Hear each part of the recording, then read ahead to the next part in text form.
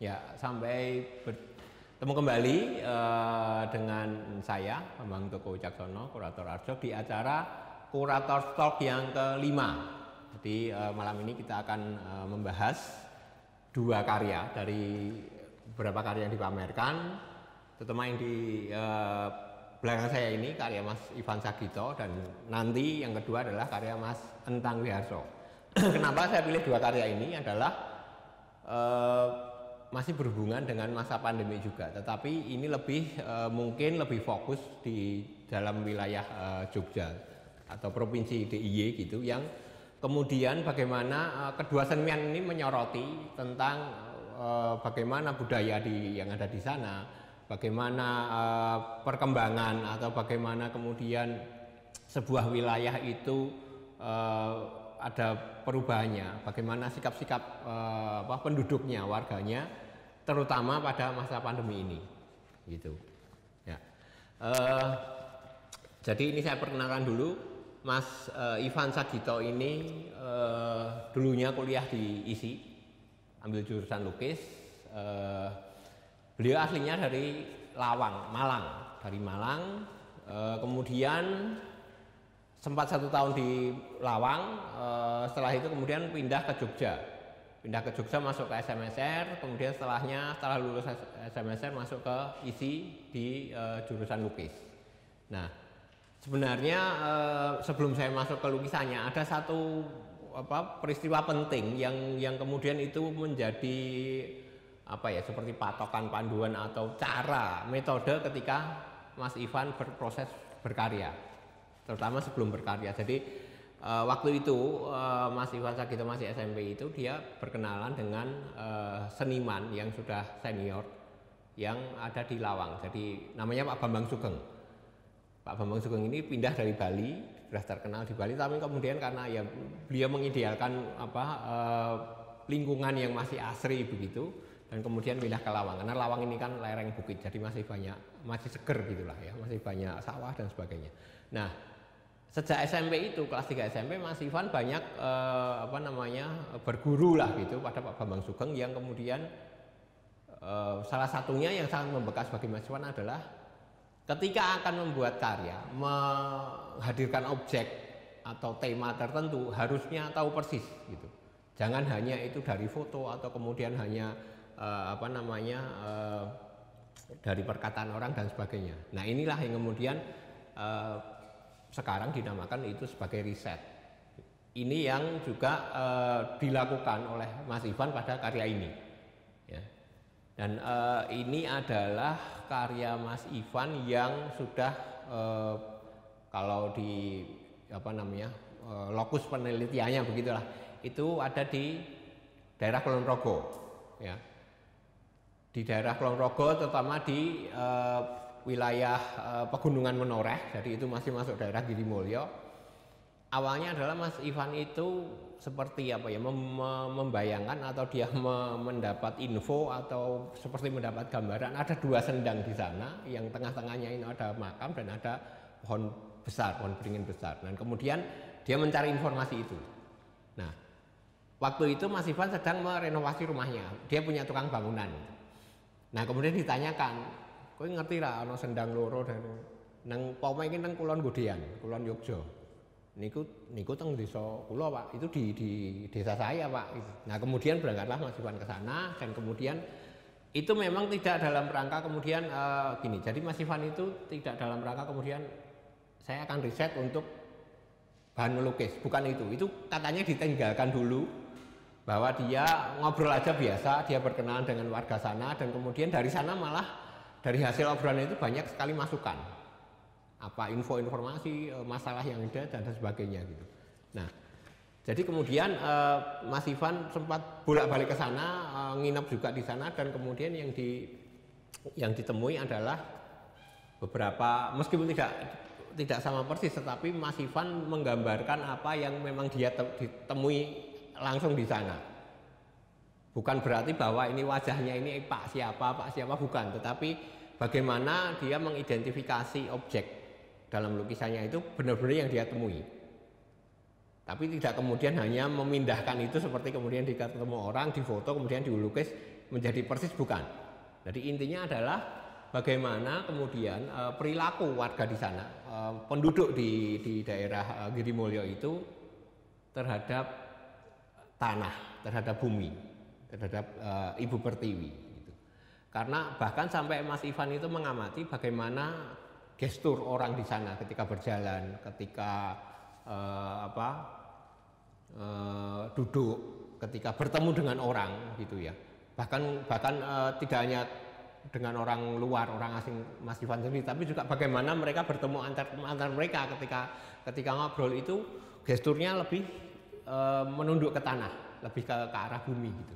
Nah, ini yang kemudian ditangkap Mas Ivan, dan kemudian Mas Ivan itu merasa bahwa bagaimana kedekatan orang-orang di sana itu terhadap tanah yang ada di lingkungannya. Kalau kita tarik pengertian yang lebih jauh lagi adalah bagaimana Ibu Pertiwi sebagai sebagai ibu kita, ibunya manusia itu di sana itu dekat sekali. Bukan berarti bahwa kemudian daerah itu karena mempunyai pertanian yang bagus dan sebagainya, kemudian ini kayak Ibu Pertiwi atau Dewi Sri menghasilkan panen, bukan, karena memang daerahnya itu ada di dekat pegunungan yang tandus. Jadi ini landscape-nya memang seperti ini. Memang yang dilukis itu memang bukit atau pegunungan begitu, tapi tidak subur. Nah, ini yang kemudian juga digambarkan ketika mereka itu sangat yakin dengan pedoman hidupnya, bahwa ketika kemudian dia mencintai tanah di sana dan kemudian digarap, itu tetap akan memberi manfaat sebagaimana ibu yang tidak pernah yang tetap rela terhadap anak-anaknya. Jadi mau seperti apa. Nah, di sisi ini sebenarnya Mas Ivan itu menangkap bahwa orang-orang di sana itu sangat bukan pasrah tapi nerimo. Jadi apa yang ada ya digarap gitu. Bukan bahwa kemudian karena mereka sadar ya kondisi tanahnya begitu, bukan dalam artian bahwa wah ini tanahnya tidak sesubur di daerah yang di bawah, di daerah Nanggulan atau di daerah yang dekat sungai, enggak gitu. Apa yang ada di sana ya dimanfaatkan, itu diterima dan kemudian disyukuri, dioptimalkan pemanfaatannya. Nah, itulah salah satu bentuk bagaimana kemudian gestur-gestur orang yang di sini itu seolah-olah sudah akrab, menjadi satu, sudah intim dengan tanah itu. Dan Mas Ivan kemudian menangkap bahwa tanah atau Ibu Pertiwi ini digarap seperti apapun, itu tetap dia akan menerima. Ya. Bahkan ketika orang sudah meninggal, ini ada gambarannya. Orang sudah meninggal pun kemudian dikubur dan tanah itu tetap menerima. Meskipun ya mau dikatakan bahwa orang itu brengsek, tidak menghargai alamnya dan sebagainya, tanah itu tetap menerima dia. Nah, ini yang menjadi berbeda misalnya dengan masyarakat yang lain. Mungkin di daerah lain tidak seperti itu, tidak sebegitunya gitu, menyadari itu ya. Tapi justru pada daerah-daerah tertentu yang tidak katakanlah tingkat kesuburannya berbeda, itu mereka malah sangat bersyukur gitu. Nah, ini juga yang kalau kita lihat sebenarnya kayak ada yang bilang bahwa ini nelangsa seperti itu. Tapi bukan di situnya, bukan masalah kemudian ini nelangsa atau tidak. Itu mungkin gambaran bahwa jadi kalau kita melihat karya seni itu mau tidak mau itu pasti ada parameternya. Parameter yang paling gampang adalah parameter penontonnya. Kita melihat itu kemudian kita akan membandingkan, karena yang objeknya juga manusia. Jadi parameternya kemudian kita yang katakanlah orang kota gitu, orang urban gitu, memandang mereka itu wah mesake ya. Mesake dalam arti apa gitu. Kali di sisi yang lain gitu mereka mungkin bisa bilang ya lebih kasihan kita yang hidup di kota gitu. Udaranya udah nggak bersih, dapat pergaulannya atau intrik-intriknya gitu, itu tidak semurni mereka gitu. Nah, pada bagian yang lain juga digambarkan bahwa ini memang kebanyakan laki-laki, tapi ada juga yang simbol-simbol ini, yang perempuan itu juga sama. Jadi meskipun tidak secara physically dia mencangkul tanah dan sebagainya, tapi juga sama karena memang secara geografis itu kan jalannya nanjak naik ya. Memang ya lewat jalan itu memang kalau ada beberapa bagian yang tidak, beberapa area yang tidak bisa dilintasi kendaraan, ya mereka jalan ya harus begitu. Dan itu mereka lakukan dengan tetap bersyukur gitu, berterima kasih ini masih ada tanah yang yang bisa dipijak dan untuk jalan gitu, untuk bekerja, untuk mereka beraktivitas, tetap hidup, intinya itu gitu. Nah, yang kemudian menjadi juga menarik, tapi ini mungkin nanti hubungannya dengan karya Mas Ivan sebelumnya ya. Mungkin beberapa orang pengamat atau beberapa yang sudah sering melihat karya seni itu akan melihat ini hal yang lain secara teknik, karena dulu Mas Ivan itu terkenal dengan seniman surrealis yang gambarnya halus dan sebagainya, di luar yang tema-temanya dia memang dari dulu tentang kefanaan. Nah, mungkin balik sedikit yang di tema kefanaan ini, di sini ini terasa sekali bagaimana kefanaan itu, apalagi masa pandemi ini, itu tuh hidup dan mati itu tuh sangat dekat sebenarnya. Tetapi tidak juga bahwa hidup dan mati itu menjadi bukan hal yang kemudian menjadi beban atau berat gitu pada mereka, tidak gitu. Dan ini kan sebenarnya sifat dasar manusia, bahwa manusia hidup itu pasti mati. Tetapi itu yang sebenarnya disangkal gitu. Nah, mereka atau orang-orang yang jadikan riset objek lukisan Mas Ivan Sagito sebelumnya yang di Gunung Kidul itu tidak menyangkal itu gitu. Bahwa ya itu proses saja. Bahwa ketika sudah akan mati, bahkan kalau di sana kan kasusnya yang menggantung diri, bunuh diri itu seperti pindah alam saja. Ada perjalanan yang lain yang harus diteruskan. Dan itu tidak dengan penyesalan, tidak dengan kekecewaan, tidak dengan berat hati, tidak. Ya udah dilakoni wae. Sama yang di sini juga sama gitu. Ya udah dilakoni aja. Dan kemudian terutama masa pandemi ini, Mas Ivan juga cerita tidak setakut atau sepanik yang ada di kota. Jadi mereka ya biasa saja seperti itu. Mereka tetap mengikuti berita-berita tentang pandemi, korbannya berapa dan sebagainya gitu, tapi mereka yakin bahwa terus memang kalau prosesnya seperti itu, zaman berubah dan sebagainya lewat virus ini, dan kemudian menimbulkan kematian dan sebagainya, ya itu memang proses yang harus dilewati. Mungkin kalau memang harus melewati kematian, ya udah dilewati aja. Mereka bahkan bisa sampai seperti itu. Bukan masalah di pasrah loh ya, nyerah gitu enggak, tetapi karena memang pedoman hidupnya itu ya udah mengalir saja gitu. Itu yang mungkin juga di wilayah mereka malah kasusnya COVID ini sedikit sekali, tidak ada mungkin bahkan yang di lereng-lereng itu ya. Nah, itu mungkin yang bisa saya ulas dari lukisan Mas Ivan Sagito ini, yang banyak sekali hal bisa diulik dari sini, tidak hanya melihat objeknya gitu, karena selama ini juga orang salah tafsir ketika melihat karya-karya, tidak hanya lukisan tapi juga patung-patung dari Mas Ivan Sagito itu, kemudian kesannya bahwa ini menakutkan, ini nelangsa, ini terenyuh, tapi di balik itu sebenarnya ini ada banyak hal-hal lain yang bisa kita pelajari gitu. Nah, kalau yang ini memang bagaimana kemudian orang-orang warga penduduk yang ada di pedesaan di lereng gunung itu atau mungkin di pegunungan itu bersikap gitu. Ada ungkapan bahwa desa mawa cara, negara mawa tata. Nah, yang inilah kemudian yang nanti di karya selanjutnya akan kita bahas.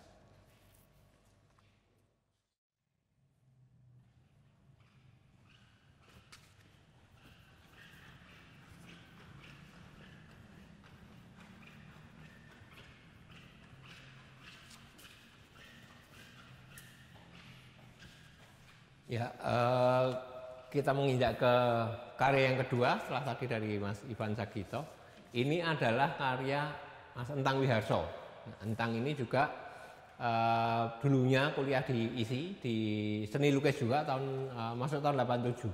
Mas Entang ini aslinya lahir di Tegal, kemudian ketika kuliah di ISI dia pindah ke Jogja, dan sekarang dia bolak-balik Amerika dan Jogja, punya rumah di Kalasan. Karena di Amerika karena istrinya aslinya memang orang Amerika, dan kemudian anak-anaknya juga sekarang sekolah di sana. Jadi Mas Entang ini bolak-balik dan kemudian banyak sekali traveling juga ke beberapa negara atau kota yang lain untuk urusan pameran gitu. Nah, pada karya yang di Arjok ini, meskipun ini bukan karya baru ya, karya ini diciptakan dari 2019 sampai 2020 gitu. Judulnya City on the Move. Ini menggambarkan bagaimana suasana kota, perkembangan sebuah kota, perjalanan sebuah kota yang memang sengaja ditampilkan oleh Mas Entang ini menjadi tampak riuh gitu, ramai, semrawut dan sebagainya. Dan bagaimana kemudian tentunya ini lewat pengalaman Mas Entang pribadi yang dia mengalami sekali bagaimana terutama kota Jogja yang dari tahun 87 dia mulai tinggal di sini sampai sekarang itu perubahannya sangat cepat. Bahkan beberapa alat transportasi itu bertambah dengan sangat banyak. Jalan-jalan juga kemudian banyak dibangun dan infrastruktur yang lain, dan ini yang kemudian juga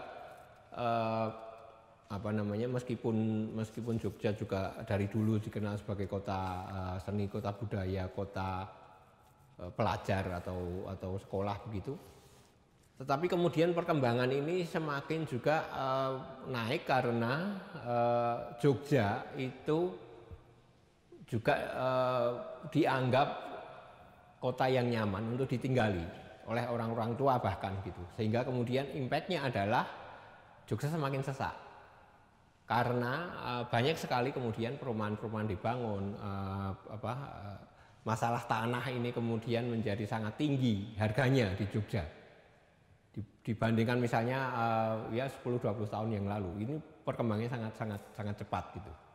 Nah, Mas Entang ini kemudian menggambarkan bagaimana lanskap kota yang macam-macam ini itu juga pada akhirnya akan ada impactnya, ada efeknya. Karena memang kota itu, apalagi Jogja, ini banyak sekali pendatang dari manapun gitu, bahkan orang-orang bule juga banyak tinggal di sini. Dan itu yang kemudian membentuk sebuah budaya baru, kultur campuran, kultur hibrid. Meskipun juga di Jogja sendiri katakanlah budaya Jawa atau keraton itu juga masih ada, masih kuat.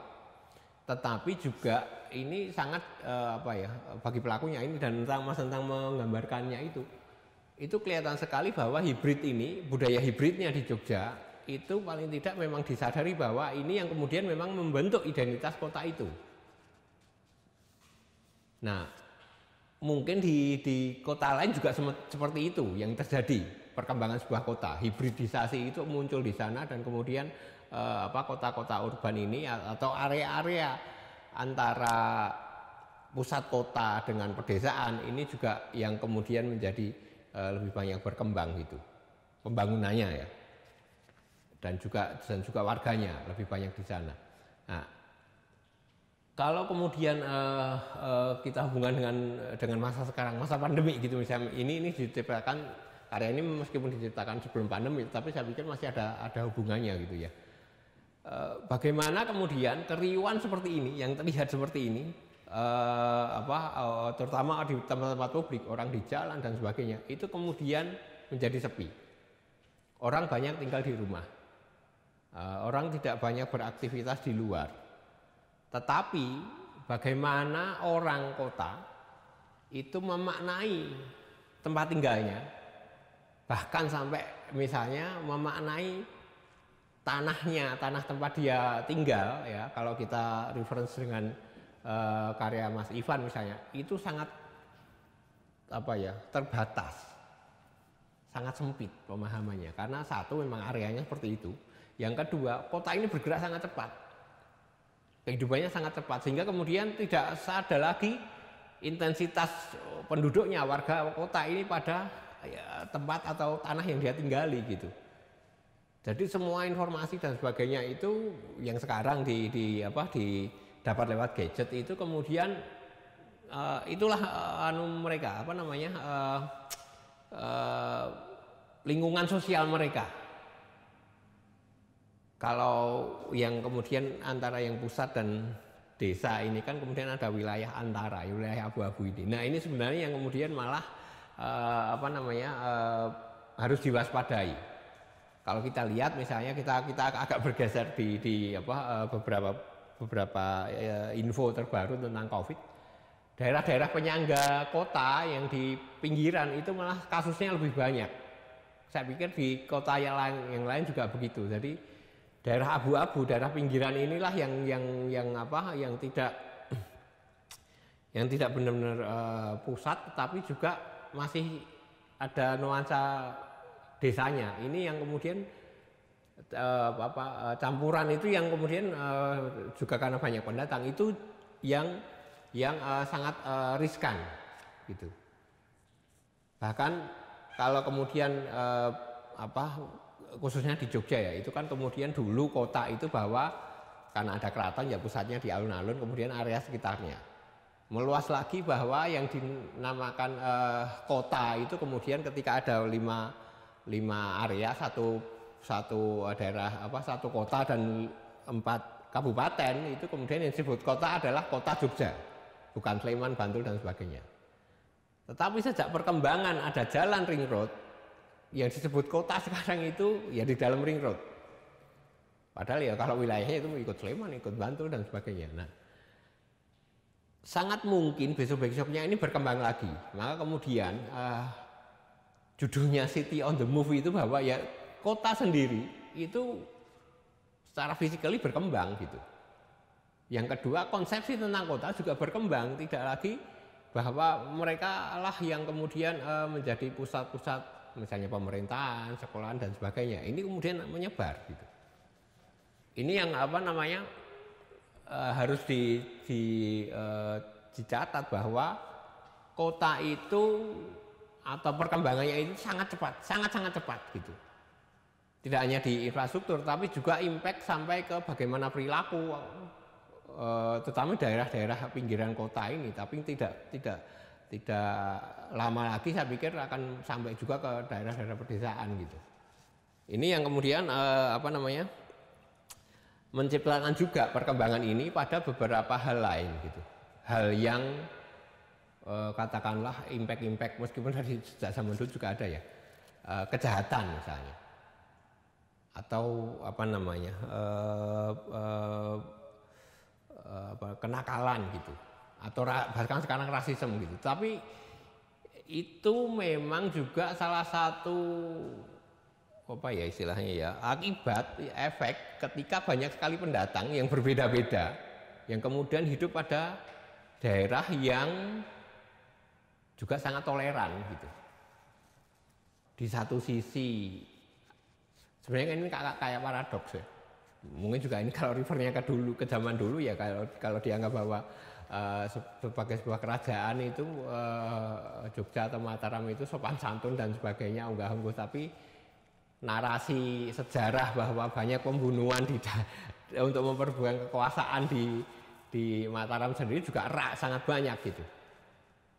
Ini tidak beda dengan yang ada di kota Jogja, bahwa yang kemudian masih sangat toleran, gotong royong, ramah tamah, tetapi juga tingkat-tingkat kejahatan dan yang lain, kenakalan anak mudanya juga tinggi gitu. Nah, inilah yang kemudian menciptakan bagaimana sistem itu juga ikut berubah. Ini sebenarnya bisa kita lihat bagaimana kemudian imaji perkembangan kota ini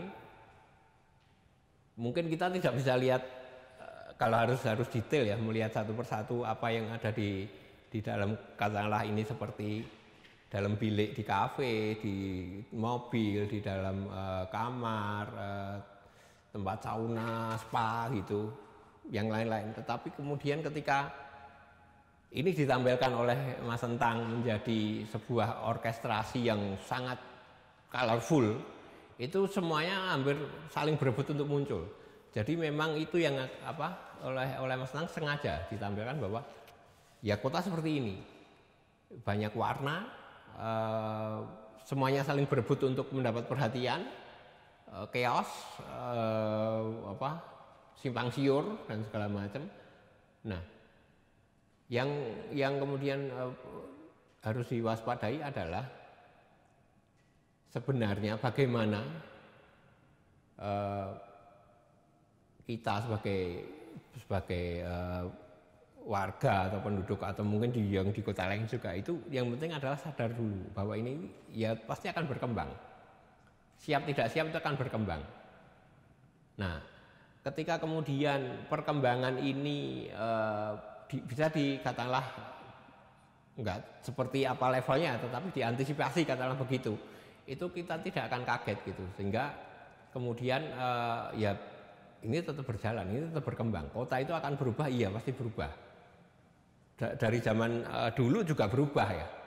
Tetapi mungkin yang sekarang ini waktunya lebih cepat, perkembangannya lebih cepat. Seiring dengan perkembangan teknologi, perkembangan informasi, perkembangan sistem, metode dan sebagainya. Tidak hanya dalam physically pembangunan, tetapi juga dalam konsep-konsep orang bertindak, berpikir dan sebagainya gitu. Nah, ini memang yang kemudian divisualkan oleh Mas Sentang gitu. Terus yang lain adalah kalau yang di karya-karya sebelumnya hampir sama tekniknya, ini cor aluminium. Itu ada juga Mas Sentang menggarap teknik yang sama, tetapi memang tidak ada warna. Jadi cuma satu ton yang dimunculkan adalah material aluminium itu. Dan itu sempat dinyatakan oleh Mas Sentang, dia memang sengaja kemudian memberi banyak warna pada karya ini karena itu yang akan dimunculkan. Move-nya itu, Jogja yang cepat, yang bergerak, yang riuh. Sebenarnya bukan hanya Jogja ya, karena kalau ini kan ini judulnya adalah City on the Move. Bagaimana kota itu bergerak, bagaimana kota itu riuh, bagaimana kota itu menjadi bising dan sebagainya. Nah, sebenarnya menarik misalnya membandingkan karya ini dengan satu lagi karya Mas Sentang yang ada di Bandara Yogyakarta International Airport. Judulnya hampir sama, di sana itu judulnya Jogja on the Move. Tekniknya sama, cor aluminium juga, cuma lebih panjang kira-kira 10 meter, tinggi 3 meter. Nah, kalau yang di sana tidak colorful.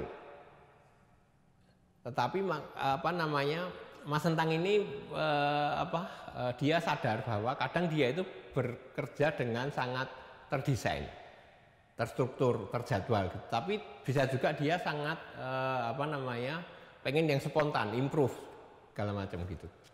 Nah, yang di sana itu memang mau tidak mau itu harus sesuai dengan fungsinya karena ada di boarding lounge, dan kemudian fungsinya ya bagaimana orang sembari menunggu boarding itu akan melihat karya itu.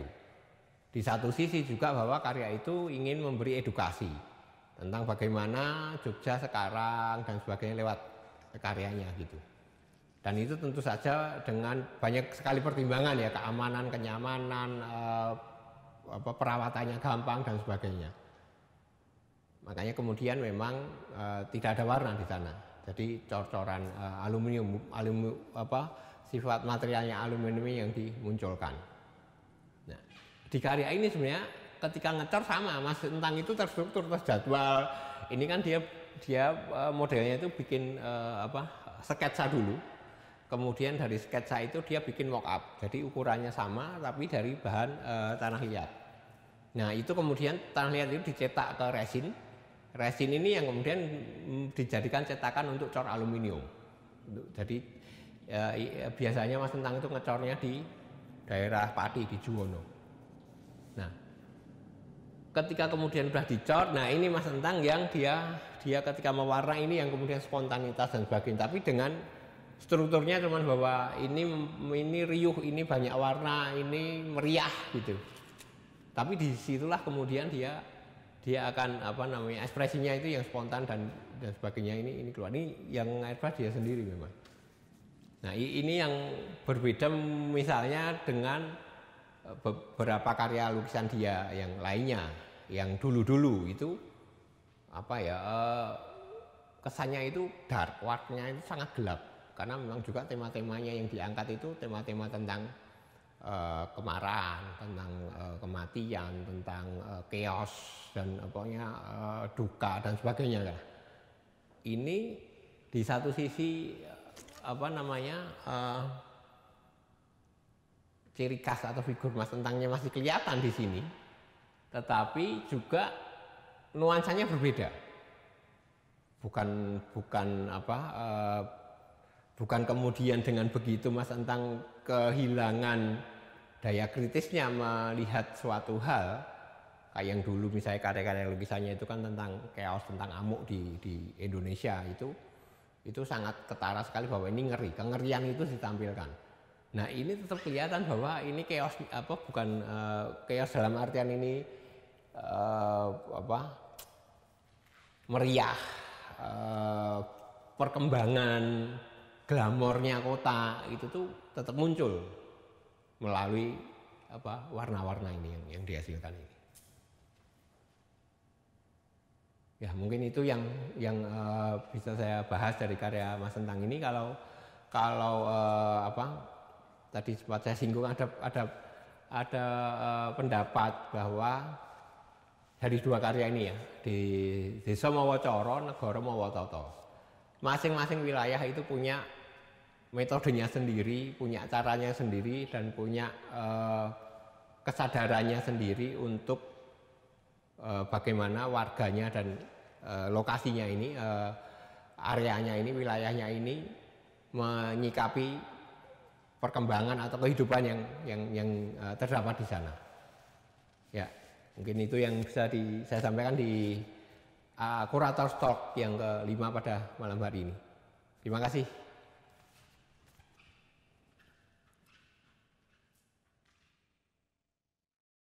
Ya, selamat malam. Kita bertemu lagi di Kurator Talk setelah tadi melihat video penjelasan dan dari dua karya Mas Ivan Sagito dan karya Mas Entang ini yang persis di sebelah saya ini.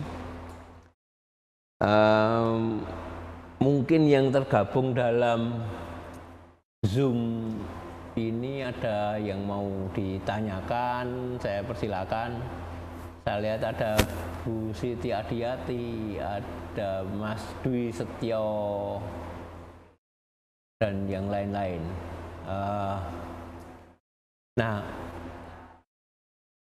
ini juga kita memang siaran langsung di area ini, bukan dalam artian bahwa kemudian malam ini Arjok tutup. Itu terlihat di belakang masih ada pengunjung, jadi sekalian pengunjung malah bisa melihat bagaimana proses kami selama Arjok Resilience ini, program-program online itu ditampilkan. Saya pikir ini menarik karena biasanya yang dilihat adalah hasilnya di layar, tapi pengunjung bisa melihat bagaimana kami berproses selama Arjok ini, terutama dalam acara Kurator Talk. Mungkin yang akan bertanya silahkan langsung bisa diketik atau mungkin juga bisa bergabung bersama saya di sini dengan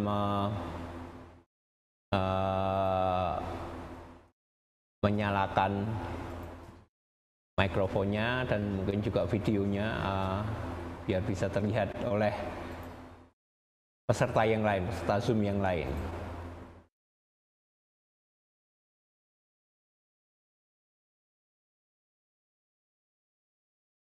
Sudah ada pertanyaan?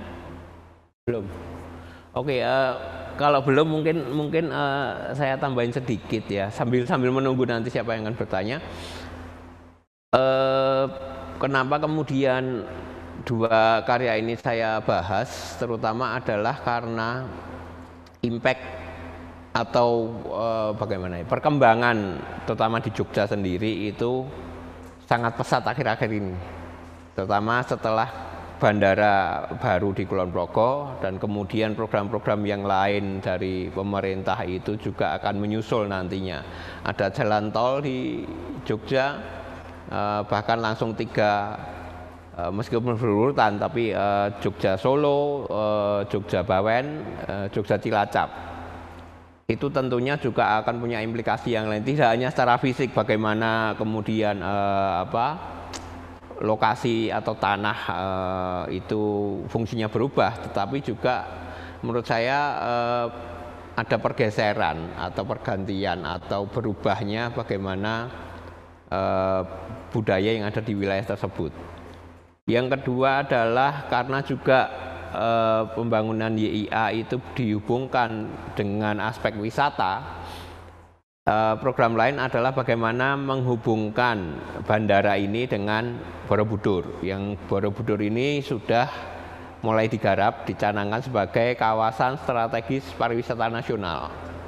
Nah, ini akan ada jalan atau jalur yang sudah diperlebar jalannya, sehingga akan dilewatkan di beberapa tempat-tempat atau lokasi wisata yang ada di Kulon Progo, yang juga itu termasuk melewati beberapa area yang tadi digambarkan oleh Mas Ivan Sagito di daerah Samigaluh atau Grimulyo.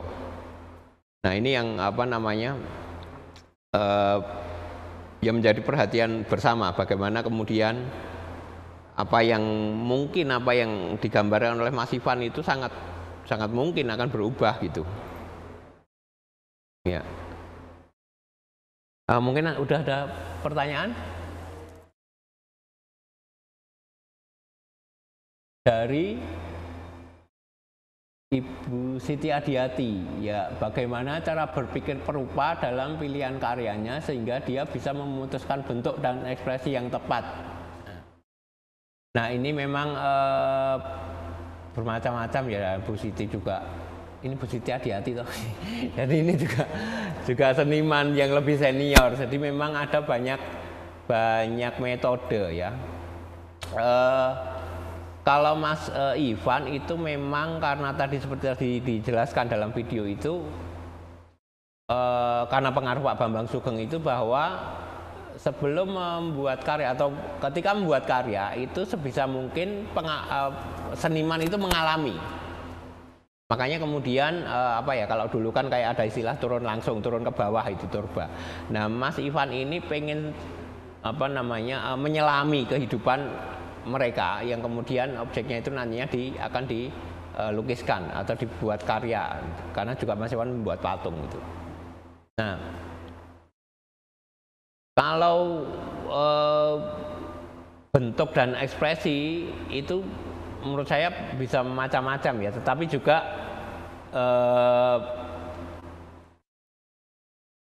hal yang mungkin menjadi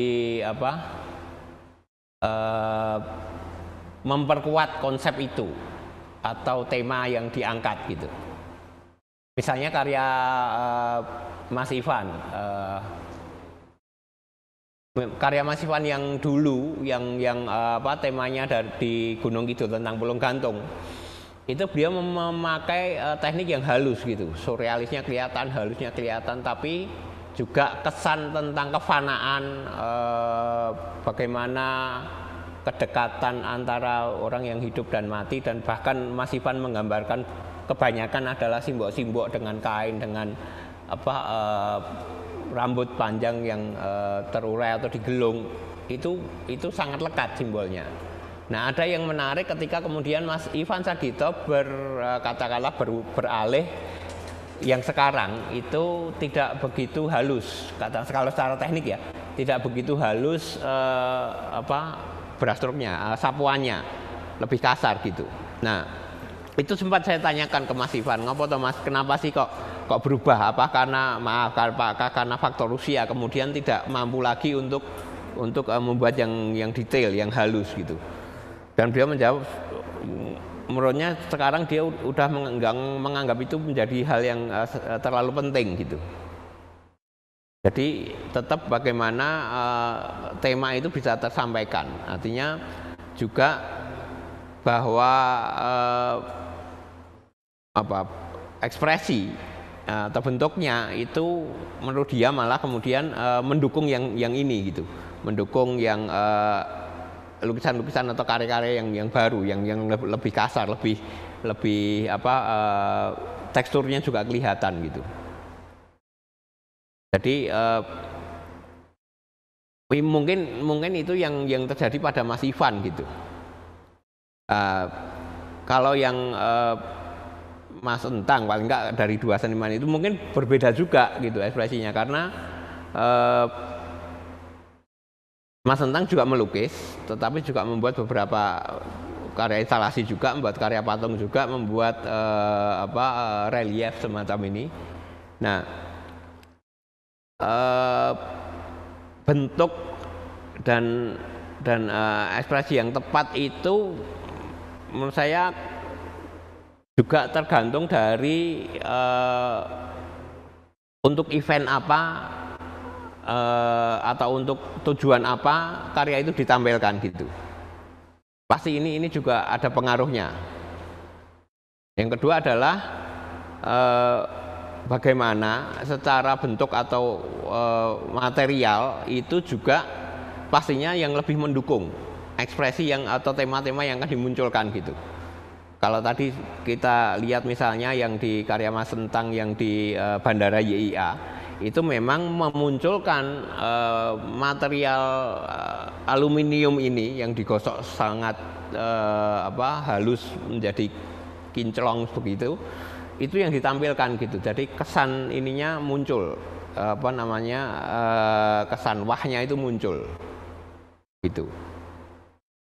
Nah, kalau yang sebelah ini memang kenapa diwarna, apakah nggak eman-eman, materialnya nggak muncul. Nah, itu saya pikir juga bagaimana ekspresinya atau temanya atau konsep-konsep yang ingin ditawarkan menunjukkan riuhnya sebuah kota, chaos, semrawut dan sebagainya, ini saya pikir yang muncul. Mungkin ini hampir sama ya temanya dengan yang di Bandara YIA, tetapi yang di sana itu juga mengcapture beberapa sejarah dari terbentuknya kota Jogja, mulai dari zaman keraton, kemudian bagaimana ada perjuangan, masa-masa perjuangan sampai sekarang gitu. Nah, itu mungkin jawaban yang bisa saya haturkan pada Bu Siti Adiati gitu, Bu. Oke, ada lagi? Belum ya? Belum. Oke, kalau belum, ini kita lanjutkan yang tadi, yang kemudian impact-nya ini. Bagaimana sebuah daerah tidak hanya di Jogja, mungkin di tempat lain. Itu juga karena aspek wisata ini kemudian sangat masif dalam perkembangannya, dalam membangun daerahnya gitu. Nah, bagaimana kemudian perubahan atau pembangunan ini itu ya setidaknya dari awal dipikirkan, disadari dulu bahwa ya memang berubah, tapi perubahan seperti apa yang kemudian tidak ngawur gitu, tidak merusak, tidak asal karena aspek wisata mendatangkan turis dan kemudian devisa, kemudian mengabaikan yang lainnya begitu. Oh, ini ada Bu Siti masih menanggapi, Mas Ivan Sagito tampaknya juga berjalan-jalan ke Gunung Kidul, mungkin pada karya terdahulu. Ya betul Bu. Oke, seperti persoalan Pulung Gantung, mengapa pilihan dan alasannya. Nah, oke, kalau yang Pulung Gantung itu ini bisa nggak ditampilkan yang tadi karya Mas Ivan yang tema yang karya-karya lama, yang Pulung Gantung, supaya apa perbincangannya ada gambarnya gitu kan, menarik. Yang Pulung Gantung ini memang Mas Ivan itu apa ya, waktu itu memang dia masih muda, dia dibanding sekarang karena ini tema yang awal. Dia seperti secara personal itu juga terobsesi untuk tahu apa alasan orang bunuh diri. Waktu saya beberapa kali ke rumahnya dan ngobrol juga saya tanyakan gitu, apakah faktor ekonomi yang membuat warga Gunung Kidul ini kemudian memilih untuk mengakhiri hidupnya dengan menggantung diri gitu. Tetapi kemudian ketika lebih sering Mas Ivan ke sana, bahkan dia mengejar untuk bisa menyaksikan orang bunuh diri, meskipun itu belum terlaksana. Artinya sesudah orang yang ditemukan, kemudian Mas Ivan dikabari, dia langsung nyusul ke sana dan dia bahkan ikut untuk prosesi penguburan, pemakaman dan apa ya, kalau dimandikan dan sebagainya itu gitu.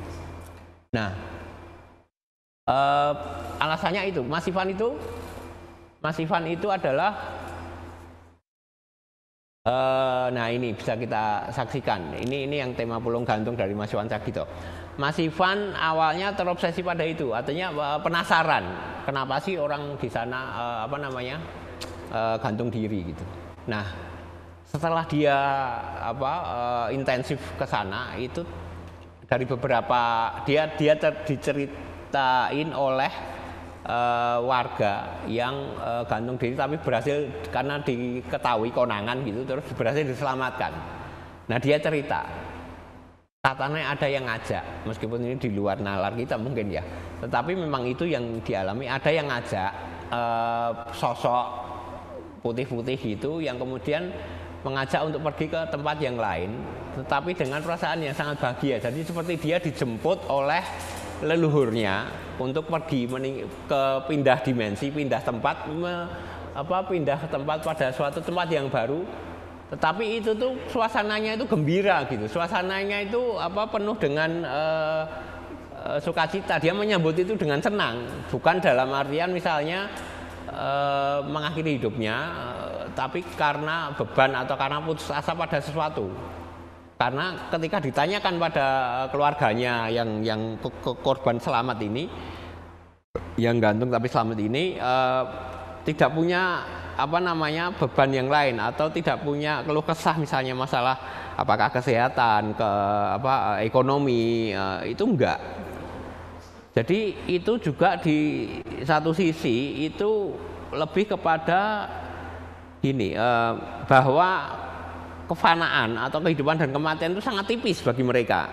Jadi seolah-olah bahwa ini menurut Mas Ivan, bahwa kematian itu hanya meneruskan perjalanan untuk pindah alam saja, pindah dimensi saja gitu. Dan kemudian yang bahkan ketika kemudian ada yang meninggal di suatu desa atau suatu RT gitu, satu wilayah itu, dipercaya oleh mereka ketika gantungnya itu menghadap ke arah mana, misalnya menghadap ke arah selatan, nah itu desa yang atau rumah-rumah atau area yang ada di selatan itu akan nyusul berikutnya ada yang gantung, sampai seperti itu. Nah, yang lain adalah ini, sampai karena Mas Iwan masih penasaran gitu, dia sempat ngetes lah istilahnya, ngetes beberapa orang bahkan yang anak-anak kecil untuk membuat simpul yang digunakan orang untuk bunuh diri itu dengan dengan selendang gitu. Ternyata bisa, bahkan nggak ada yang ngajari karena kalau itu simpulnya salah kan memang tidak bisa untuk jiret gitu.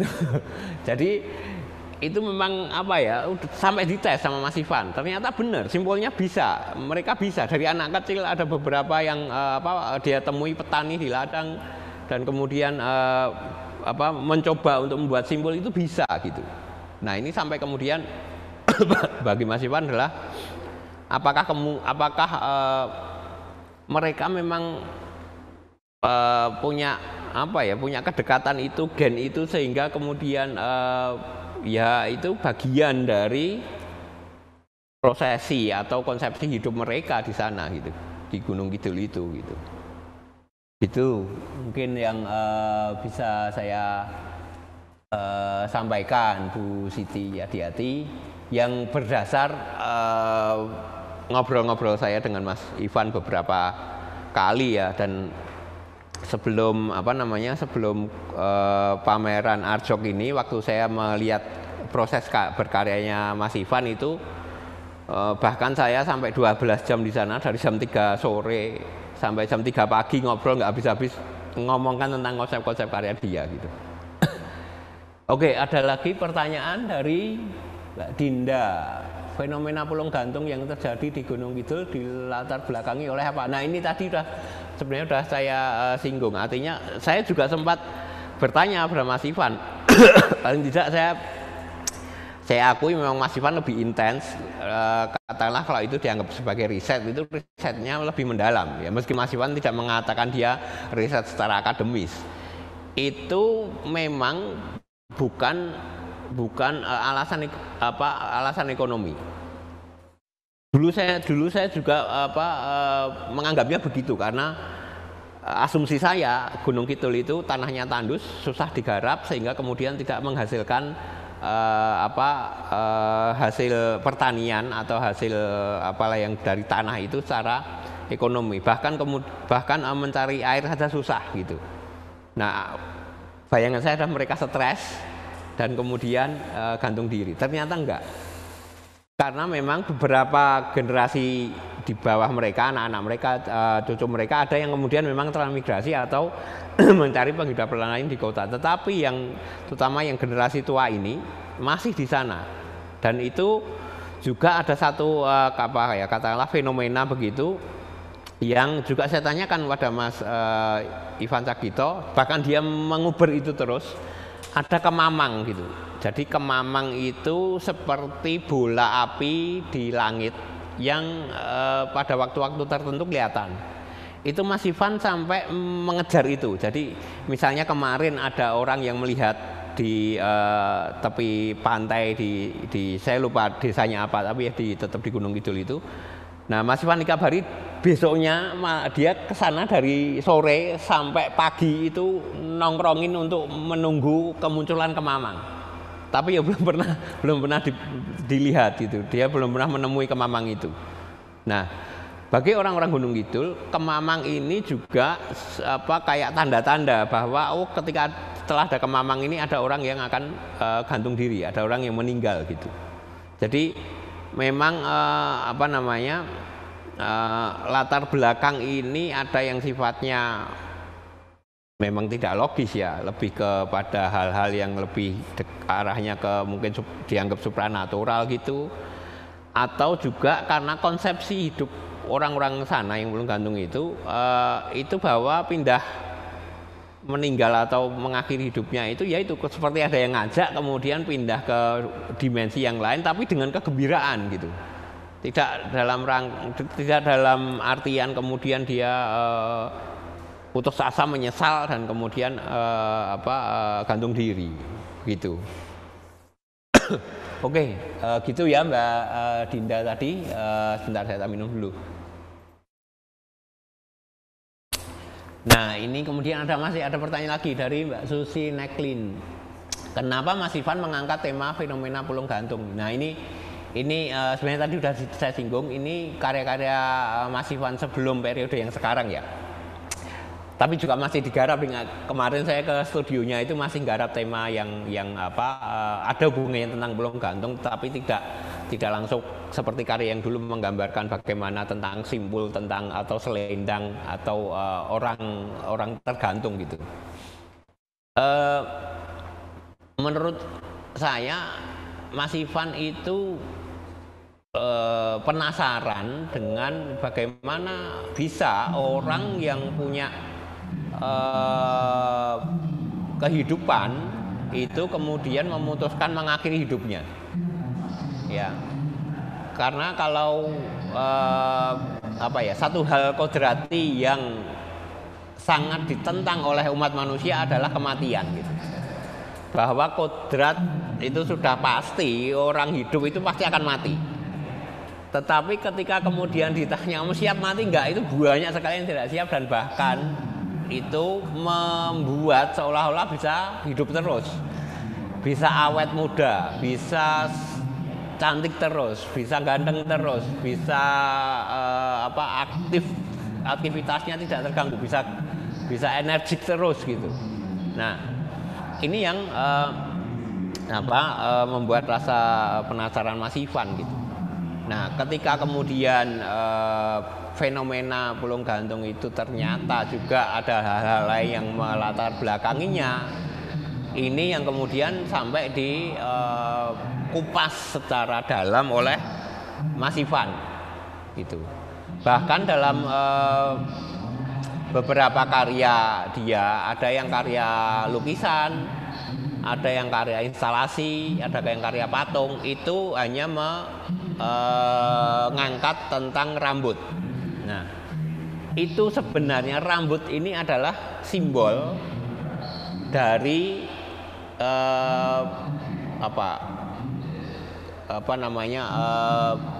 yang bertentangan dengan kefanaan atau yang akan tumbuh terus, yang hidup terus gitu. Dan Mas Ivan sampai kemudian menggali informasi juga gitu. Bahkan orang yang sudah meninggal itu rambutnya tetap tumbuh. Nah, ini kan tidak sesuai dengan hukum alam gitu. Kenapa orang yang mati, yang bagian lainnya sudah tidak berfungsi, sudah berhenti pertumbuhannya, rambut itu tetap tumbuh gitu. Nah, makanya ini antara di satu sisi kefanaan atau tema-tema kematian, kehidupan dan kematian ini menjadi hal yang sangat dekat dengan diri kita sebagai manusia, tetapi tidak banyak orang yang legowo menerima itu gitu, bahwa ya disambut dengan ya siap nggak siap ya memang harus siap gitu, suka nggak suka ya memang harus begitu, akhirnya akan begitu gitu. Makanya Mas Ivan sampai kemudian detail banget, dia pernah cerita bahwa untuk mengejar fenomena yang pulung gantung ini itu mewawancarai ya setelah beberapa waktu setelah penguburan ya, itu mewawancarai keluarganya dan sebagainya. Ya bagi di sana itu katanya bukan berarti kemudian sedihnya itu beda dengan yang di wilayah lain yang kehilangan anggota keluarganya karena meninggal. Meskipun tidak gantung diri ya, artinya meninggal itu kan sedih banget. Ini tuh ya sudah biasa gitu, artinya ya yang meninggal ini memang sudah berganti menempuh perjalanan lain ke alam, ke dimensi yang berbeda, ke alam yang lain, sudah bergabung dengan leluhur-leluhurnya, udah kita doakan, udah seperti itu. Jadi tidak kemudian diratapi yang sangat-sangat dalam gitu, enggak. Gitu ya, Mbak Susi Neklin. Ada lagi pertanyaan belum? Oke, belum ada. Nah, ya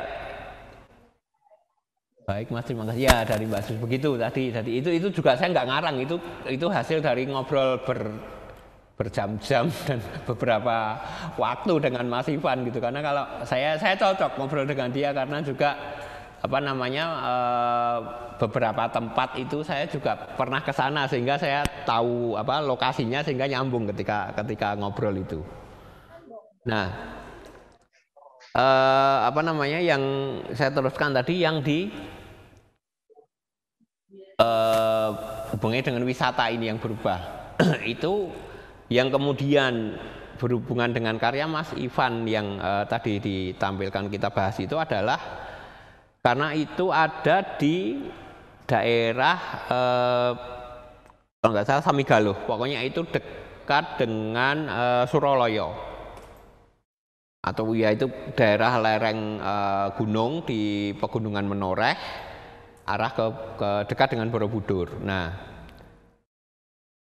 apa namanya daerah itu Suralaya ini ketika saya lihat mungkin bisa ditampilkan Mas apa namanya peta wisata Bedah Menoreh. Maaf ini kalau apa pembahasannya terlalu Jogja DIY Borobudur gitu.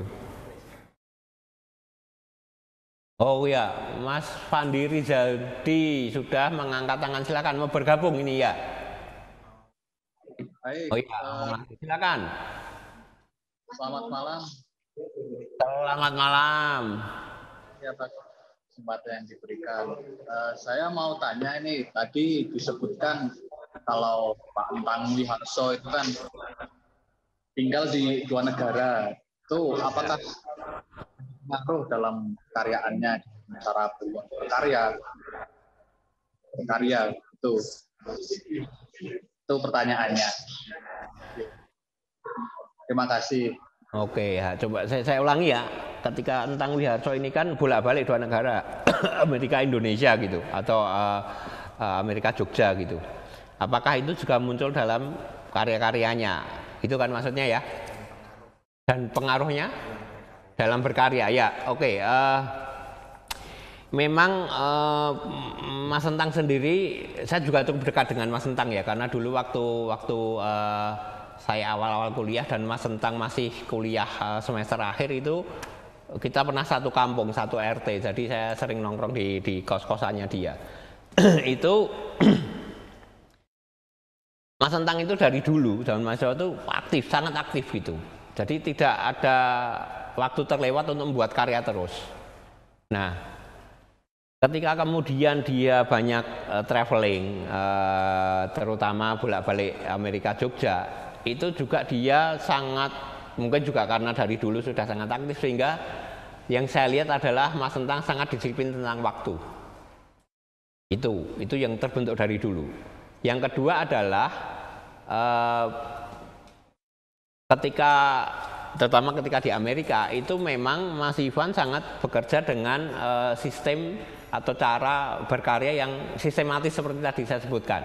Ada desainnya, kemudian kalau ini harus wujudkan dalam bentuk teknik cor misalnya, atau instalasi atau yang lain, itu sudah terstruktur. Nah, kalau yang di Jogja, yang di studionya di Kalasan sana, memang Mas Sentang juga punya beberapa orang yang membantu pekerjaan dia. Ada Mas Ahmad, ada teman-teman lainnya yang punya spesifikasi sendiri. Tetapi memang semuanya di bawah kontrol Mas Sentang. Jadi yang nyeket itu memang Mas Sentang, yang lain nggak bisa. Tetapi ketika membuat modeling itu dibantu oleh beberapa artisan dia. Finishing tetap Mas Sentang gitu. Nah ini yang kemudian memang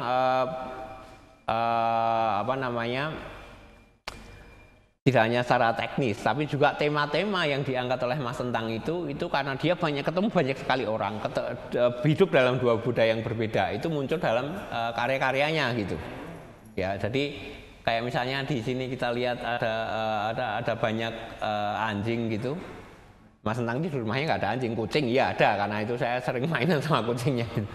Ini di budaya yang lain gitu, dan saya pikir ini banyak dia temui di Amerika gitu, karena di Amerika banyak orang membawa anjingnya ketika berjalan-jalan, dan itu sangat mungkin untuk bertemu dengan Mas Sentang di ruang-ruang publik, sehingga kemudian memang yang ditampilkan di sini ada beberapa ikon-ikon simbol-simbol ya, misalnya ada Tugu itu yang di belakang saya, kemudian tapi juga ada Batman.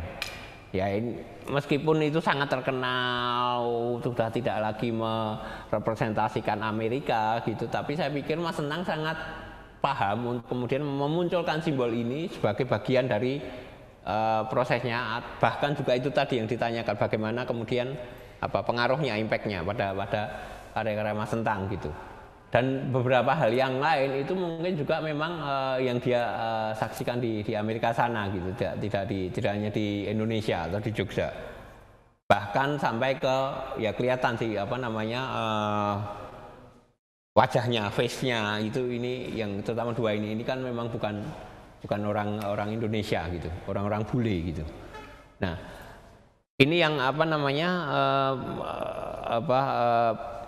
tidak secara spesifik memang Mas Sentang mempersoalkan dua budaya itu, tetapi hal-hal lain, misalnya bagaimana tentang perjalanan dia pernah membuat karya itu tentang bagaimana dia seolah-olah sebagai seorang pengembara yang kemudian memang ketika dia pulang ke Jogja itu seperti pulang ke rumahnya, tetapi ya rumahnya itu di Tegal gitu, dia aslinya Tegal, sampai sekarang masih kelihatan ngapaknya itu masih kerasa gitu.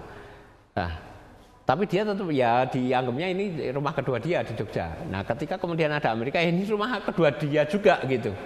Meskipun di Amerika sendiri juga Entang masih dianggap orang asing gitu bagi orang-orang sana, ya kecuali yang kemudian kenal dan dekat ya. Tapi bagi publik itu bahwa ini bukan orang Amerika, dan ya ada banyak imigran juga di sana, dan itu Entang merasakan sekali, terutama waktu beberapa kasus yang setelah bom itulah itu, dan beberapa ketika dia bolak-balik dan kemudian ada protes Trump dan sebagainya yang rasis. Nah itu Entang merasakan itu, dan beberapa itu ditampilkan dalam karya-karyanya, tidak di sini tapi yang ada di studionya gitu. Itu ya kira-kira Mas Fandi. Oke, ada pertanyaan lagi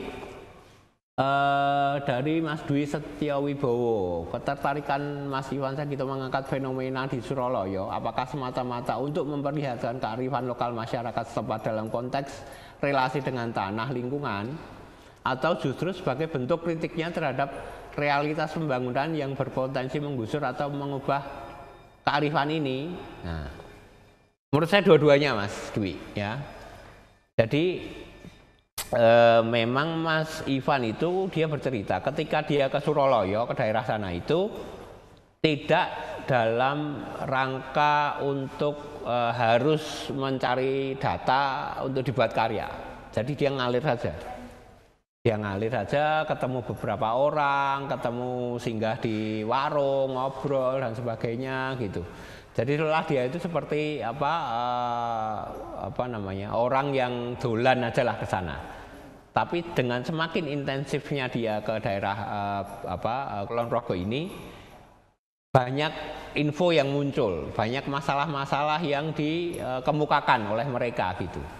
Dan itu yang sampai kemudian Mas Ivan lebih intensif lagi bertemu beberapa orang di sana, kemudian bahkan sampai ikut nongkrong bareng, ikut macul bareng di sana dan sebagainya. Itu yang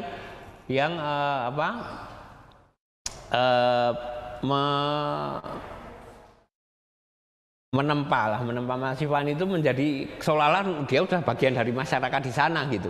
Bahkan ada apa-apa dia dikabari. Nah, kalau untuk yang karya ini Mas Ivan sendiri memang yang ditampilkan itu, karena ini juga di karya ini dibuat setelah pandemi. Jadi ketika ada undangan dari Arjo, kemudian Mas Ivan baru melukis, dan itu awal-awal saya ke sana bertanya apakah cukup waktunya, karena sebenarnya tidak harus karya baru. Tapi malah Mas Ivan yang kemudian menganggap bahwa dalam masa pandemi ini waktunya itu lebih banyak di rumah. Dan itu malah dia bisa sangat fokus untuk mengerjakan karya itu, lukisan itu, dibanding hari-hari sebelum Covid, meskipun memang dia sebenarnya hanya melukis di rumah, tapi kadang ada menghadiri pameran atau ada meeting dan sebagainya gitu. Nah ini dia fokus di rumah dan kemudian intens dengan lukisan itu. Nah ketika COVID itu memang Mas Ivan sangat merasakan bagaimana gestur, dia sampai mengamati bahwa orang-orang Kulon Progo itu yang di daerah dekat Suralaya itu ketika jalan, ketika menunduk, bahkan ketika bertemu orang lain, tidak hanya dengan Mas Ivan, dengan orang-orang Kulon Progo sendiri, itu gesturnya itu merunduk, lebih dekat dengan tanah. Ini yang kemudian digambarkan secara jelas di karya Mas Ivan tadi. Jadi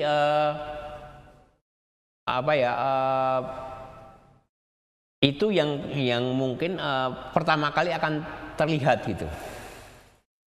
Tapi di satu sisi adalah Mas Ivan sendiri karena bolak-balik, dia hidup di kota di Jalan Godean di daerah Bener. Bolak-balik antara kota dan Kulon Progo ini kan Mas Ivan juga mengamati gitu. Setelah beberapa bulan ke sana, perkembangan pembangunannya itu sangat pesat. Terutama setelah proyek pembangunan bandara baru YIA. Jadi Mas Ivan juga kayak dia itu piye ya gimana kalau kemudian yang dia alami selama ini di Suralaya, daerah-daerah Kulon Progo itu juga nantinya akan berubah gitu. Memang kemudian saya yang lebih menafsir itu lebih banyak gitu, karena juga saya tahu persis peta-peta yang akan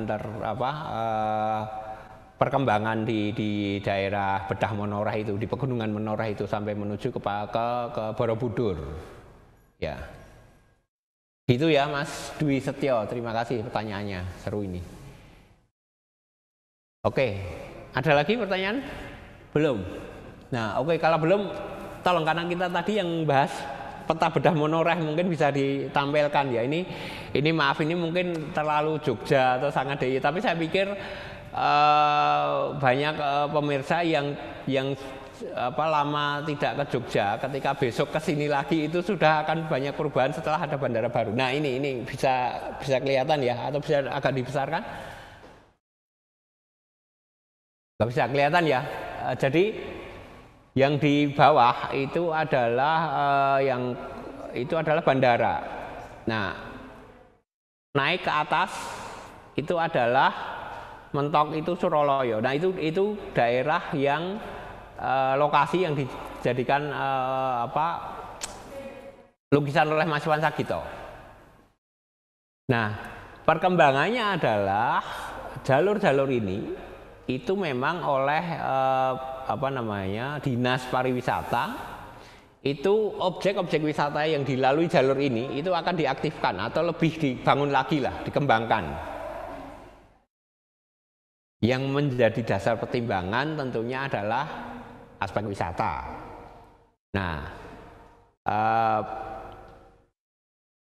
di satu sisi bahwa aspek wisata ini juga mengedukasi, artinya tidak hanya bagi orang luar, tapi mungkin juga warga-warga sekitar, terutama orang-orang mudanya yang sudah mungkin tidak ada lagi seperti istilahnya acara-acara merti dusun dan sebagainya. Dalam rangka wisata ini ada beberapa yang kemudian dihidupkan kembali. Bahkan termasuk di beberapa daerah dekat perkotaan di daerah saya tinggal dekat Nitip Rayan itu sekarang punya kesenian bergodo yang seperti di keraton gitu, di beberapa tempat seperti itu. Ya dalam rangka wisata gitu. Nah, karena kalau kita lihat secara lokasi ini Suralaya itu tuh di puncukan gunung, yang memang secara transport itu susah, dijangkaunya susah.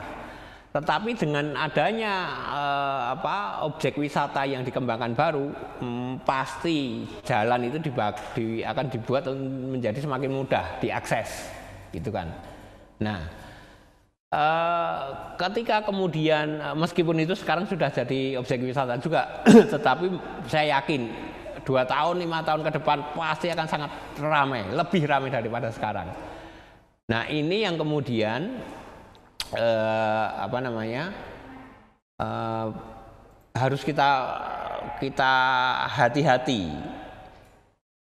Di satu sisi yang tadi aspek edukasinya masih harus tetap, nguri-uri kebudayaannya tetap, tapi juga bagaimana supaya impact-nya dari pendatang ini tidak berdampak gitu. Bukan hanya berdampak pada kemudian masalah attitude dan sebagainya, tetapi juga intern sendiri gitu. Karena banyak sekali objek-objek wisata itu menjadi rebutan pengelolaan antara desa ini, antar desa atau desa dengan kelompok baru yang invest ke sana, orang luar yang invest ini sangat banyak, sangat banyak.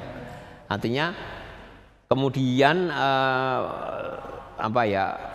nilai-nilai atau budaya ketika orang-orang di daerah Suralaya, Kulon Progo itu kedekatannya dengan bumi, kedekatannya dengan tanah, bagaimana mereka bersyukur pada tanah yang selama ini mereka tinggali, mereka bisa hidup dari situ, itu sangat mungkin bisa bergeser, berubah gitu ya. Nah,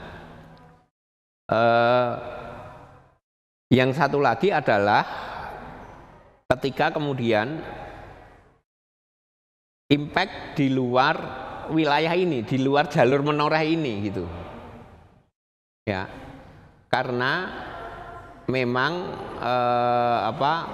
ada banyak wilayah di Kulon Progo yang juga tidak punya objek wisata.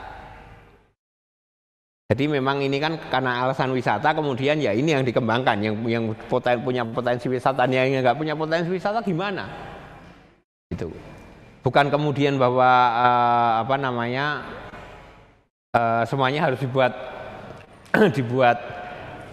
ada desa wisatanya, dibuat-buat malahan. Itu yang terjadi sekarang, dibuat-buat supaya ada wisatanya atau ada budayanya di sana gitu. Nah, yang terjadi sementara ini yang banyak terjadi adalah stereotip. Ada bergodo satu desa ya semuanya bergodo padahal terus kemudian ada lomba bergodo antar pedukuhan atau antar desa. Tetapi nggak punya personil gitu. Akhirnya ya pinjem penabuh itu pengiring musiknya ini nggak ada, ya pinjem desa ini. Jadi ya kalau seperti itu kan sebenarnya juga tidak kemudian membuat regenerasi dari budaya lokal itu sendiri. Artinya ya lebih ke bagaimana cara supaya budaya lokal ini tetap terus berlangsung, meskipun ya saya yakin bahwa kebudayaan itu tidak hanya way of life, tetapi juga way of survival. Tetapi juga ketika way of survival juga tidak kemudian sangat cuman karena hanya untuk survival kemudian mengubah segalanya, mengubah cara pandang hidupnya gitu. Itu. Oke. Ke laptop lagi ada pertanyaan belum ya? Dari Mas Dwi Setio, matur nuwun Mas Bang. Ya, sama-sama Mas Dwi Setio. Mas Dwi ini saya lihat selalu mengikuti kuratorial tour dan media artis. Jadi terima kasih Mas. Atensinya ini sangat konsisten ini. Oke, yang lain masih ada Purwat Makaito, ada Robi. Ya, silakan kalau ada pertanyaan.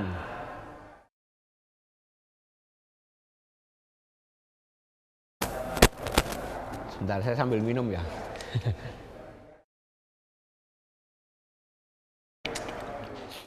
Mungkin rekan-rekan bisa juga melihat di belakang sana memang pengunjung itu ini juga info mungkin yang dari kalau weekend Jumat Sabtu Minggu itu Arjo buka sampai ada 4 sesi, ada sesi terakhir yang malam itu jam 7 sampai jam 9 malam, sehingga karena dulunya nggak ada gitu, kemudian karena memang masih memungkinkan slotnya itu juga kita tambah, tetapi juga karena misalnya program-program on air seperti ini sudah dijadwalkan, ya sudah terjadi saja seperti ini, wajar saja gitu. Tapi memang pengunjungnya tidak, ya kami batasi maksimal 60, tidak sepadat tahun-tahun sebelumnya, sebelum pandemi gitu. Oke? Oh, belum ada pertanyaan.